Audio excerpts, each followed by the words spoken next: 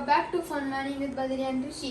So இன்னைக்கு பாத்தீங்கன்னா என்ன பண்ண போறோம்னா அடை தோசை நிறைய பருப்பு எல்லாம் போட்டு நல்ல ஸ்ட்ரெngth கிடைக்கிற மாதிரியான ஒரு அடை தோசை பண்ண போறோம். ஹெல்தியான ஒரு ரெசிபி.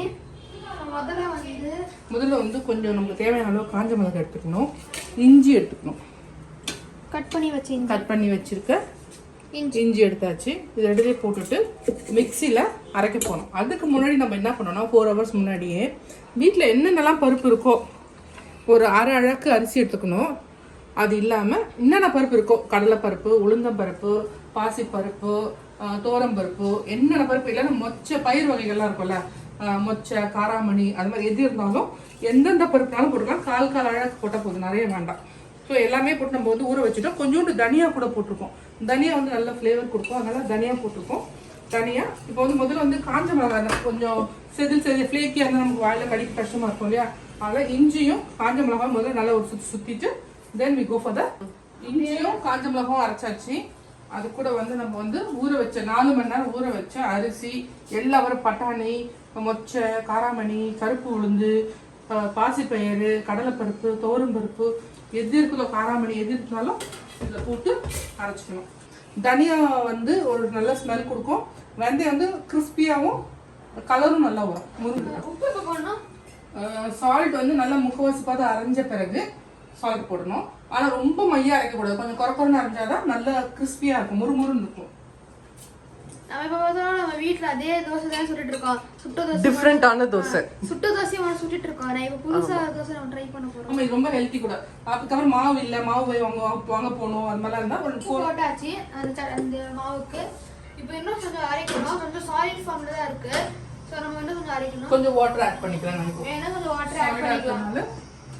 கொஞ்சம் வாட்டர் ஆட் பண்ணி உங்களுக்கு அந்த தோசை மாவு மாதிரி கொஞ்சம் ஊத்துறதுக்கு வசதியா இருக்கணும். ஓகே, அரைச்சி இப்போ அடுத்து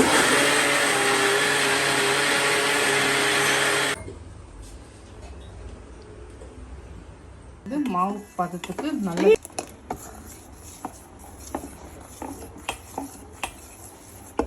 இது நல்ல கெட்டியான, ரொம்ப தண்ணியாகவும் இல்லாமல் ரொம்ப கெட்டியாகவும் இல்லாமல் ஒரு மாவு பதத்தில் இருக்குது. இப்போ இது வந்து தேங்காய் எண்ணெயில் செஞ்சால் ரொம்ப நல்லாயிருக்கும். இதை வச்சுட்டு ஒரு வெங்காயம் வச்சு தேய்ச்சிடணும். இதை அப்புறம் எடுத்துட்டு அதனோட தலையை ஒரு ஆனியன் எடுத்துட்டு அதனோட தலையை இது மாதிரி கட் பண்ணிவிட்டு நீங்கள் வந்து லேசாக உப்பு தொட்டு இது மாதிரி தேய்ச்சிட்டிங்கன்னா நல்லா ஒட்டாமல் வரும். ஓகே, அதுக்கப்புறம் நம்ம மாவு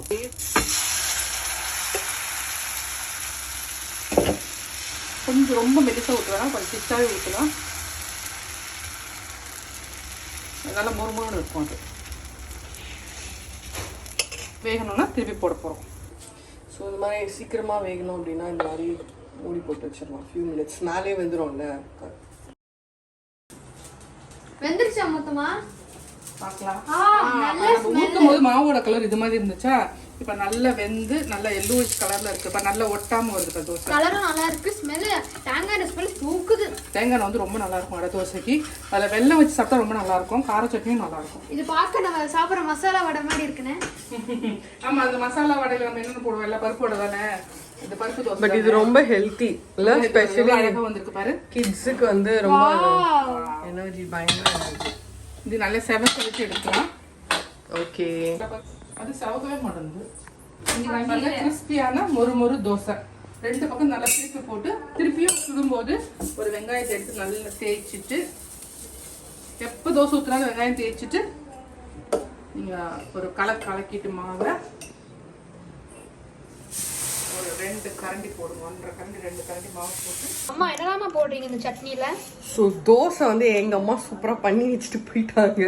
ஸோ நான் வந்துட்டு ஒரு சூப்பராக, ஏன்னா அதுக்கு தொட்டுக்கு எதாவது பண்ணோம் இல்லையா, அதனால கார சட்னி. ஸோ வெங்காயம், அப்புறம் காஞ்ச மிளகாய், அதுக்கப்புறம் தக்காளி, அப்புறம் கொஞ்சம் புளி ஊற வச்சுருக்கேன். சரி, இன்ஸ்டன்ட் 1 minute சட்னி. அப்புறம்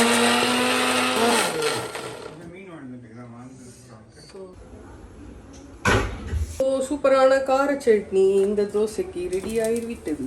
சரி, இது நீங்கள் அது இந்த தோசை சும்மா சாப்பிட்டாலே நல்லா தான் இருக்கும் பத்ரி, டேஸ்ட்டாக இருக்கும். Second dosa of the day.